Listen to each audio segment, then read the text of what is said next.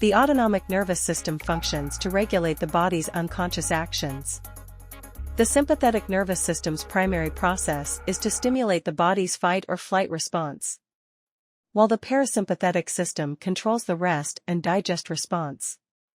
The main overall end effect of the sympathetic nervous system is to prepare the body for physical activity.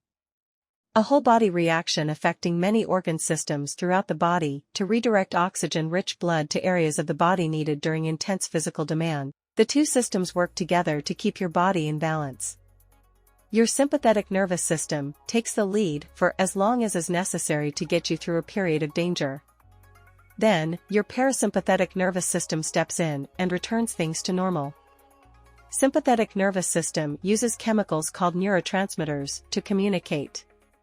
Specifically, these chemicals are norepinephrine and epinephrine.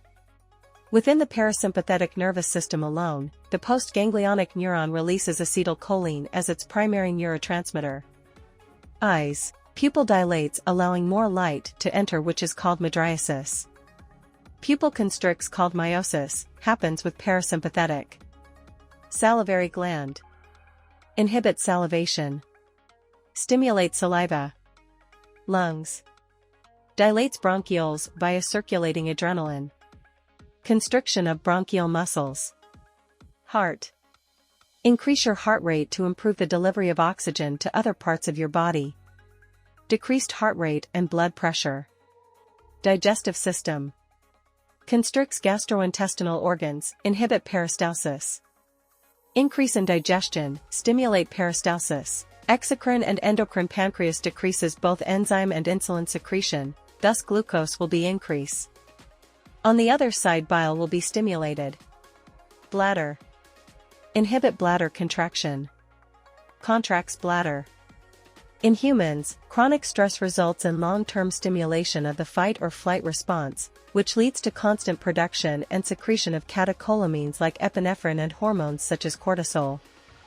Long-term stress-induced secretion of these substances is associated with a variety of physiological consequences like hyperglycemia, which can lead to type 2 diabetes mellitus, and hypertension, which can lead to cardiovascular disease.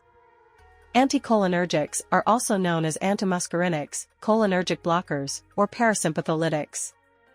They block or inhibit the actions of acetylcholine, and reduce activity of the parasympathetic nervous system. Medications or substances with anticholinergic effects. Antidepressants like tricyclic antidepressants. Antipsychotics such as clozapine, quetiapine. Bronchodilators. Neurologic medicines like carbamazepine, benztropine. Antihistamines diphenhydramine or Benadryl. Antispasmodics buscopan. Atropine. Opioids like morphine, codeine. It can also be used for urinary incontinence and overactive bladder. An excess of anticholinergic activity can cause a precipitous drop in acetylcholine, leading to a drop in parasympathetic nervous system activity, making things as dry as the desert. The mnemonic below can be used to remember the symptoms of anticholinergic toxicity. Butyric. Cholinergic drugs are also known as cholinergic agonists.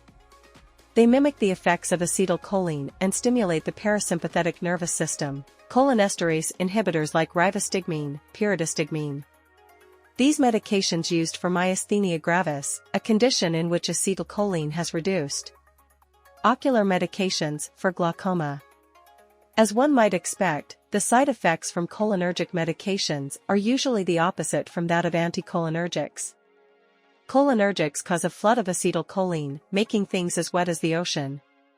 Muscarinic signs and symptoms can be memorized by the mnemonic. Dumbbells. Diarrhea, urination, miosis. Bronchorrhea, bronchospasms, emesis. Lacrimation, laxation, sweating. The antidote for anticholinergic toxicity is physostigmine salicylate. Two types of antidotes are used for cholinergic